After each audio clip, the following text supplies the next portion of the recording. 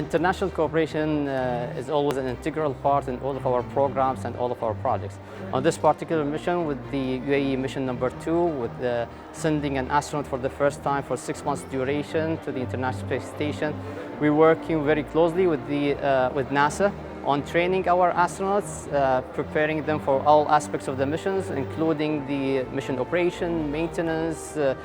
conducting the different science and experiments, as well as training them to be qualified to do the EVA or the spacewalk and doing activities outside the International Space Station. Also working with NASA on preparing our ground station and command and control center at Mohammed bin Rashid Space Center in order to be ready to operate and support the operations of Sultan and Niyadi during the 6 months duration,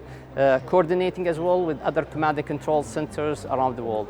Also working with the European Space Agency, JAXA, CSA, and other space agencies on using the experiments on the International Space Station, conducting those experiments through Sultan, and contributing through the participation of the UAE astronaut in this mission by conducting those advanced science and experiments in cooperation with the space agencies, and the data will be available to the scientific community around the world. Also, our astronauts were trained at those space agencies on conducting the experiments and how they manage different racks and tools and the systems, and they are ready to fulfill all those requirements and have very successful mission in this long duration mission.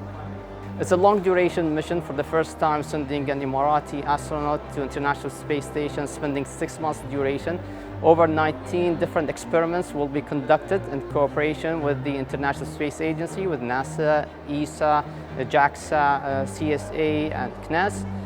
Those experiments will be on the fields of human life sciences, material sciences, fluids, also studying the impacts of the microgravity on the chemical and physical